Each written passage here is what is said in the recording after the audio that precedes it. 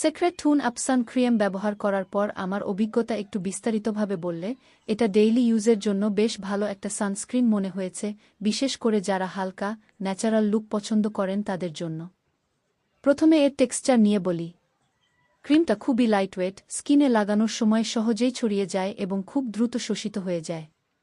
অনেক সানস্ক্রিনের মতো ভারী বা তেলতেলে লাগে না, তাই গরম ও আর্দ্র আবহাওয়াতেও ব্যবহার করতে কমফোর্টেবল।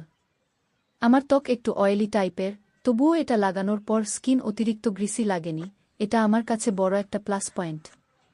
এটার উইঠানইউক ইফেক্টটাই মূল আকর্ষণ। লাগানোর পর ত্বক একটু ব্রাইট, ক্লিন আর ফ্রেশ দেখায়। এমন একটা সফট গ্লো দেয় যা দেখলে মনে হয় হালকা মেকআপ করা আছে। যারা প্রতিদিন ভারী মেকআপ করতে চান না, কিন্তু তবুও প্রেজেন্টেবল থাকতে চান, তাদের জন্য এটা ভালো অপশন। এমনকি অনেক দিন আমি শুধু এই সানস্ক্রিনটাই ব্যবহার করেছি, আলাদা করে কোনো বেস প্রোডাক্ট লাগানোর প্রয়োজনই মনে হয়নি। তবে এখানে একটা ছোট্ট বিষয় আছে, যদি একবারে বেশি প্রোডাক্ট নিয়ে লাগানো হয়, তাহলে হালকা হোয়াইট কাস্ট দেখা যেতে পারে।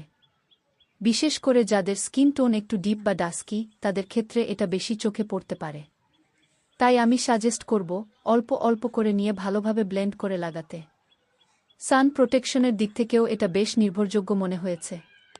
বাইরে রোদে গেলে স্কিন খুব দ্রুত ট্যান হয়নি, আর স্কিন বার্ন হওয়ার মতো কোনো সমস্যা হয়নি। তবে যেহেতু আমরা অনেক সময় দীর্ঘক্ষণ বাইরে থাকি, তাই 2-3 ঘন্টা পর পর রিঅ্যাপ্লাই করলে আরও ভালো প্রোটেকশন পাওয়া যাবে। আরেকটা ভালো দিক হলো, এটা স্কিনে খুব একটা প্যাচি হয় না বা ক্লাম্প করে না।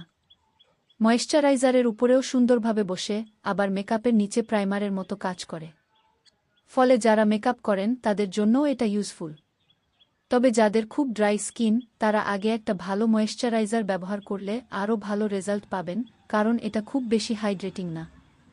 সবকিছু মিলিয়ে সেক্রেট টুন আপ সানক্রিম একটা ভালো, লাইটওয়েট, ডেইলি ইউজের সানস্ক্রিন, যেটা শুধু সান প্রোটেকশনই দেয় না, সাথে স্কিনকে হালকা উজ্জ্বল ও ফ্রেশ লুকও দেয়। বিশেষ করে স্টুডেন্ট বা অফিসকামী যারা কম সময়ে রেডি হতে চান, তাদের জন্য এটা বেশ কাজের একটা প্রোডাক্ট। ধন্যবাদ সবাইকে। ভিডিওটি ভালো লাগলে অবশ্যই লাইক এবং সাবস্ক্রাইব করে পাশে থাকবে।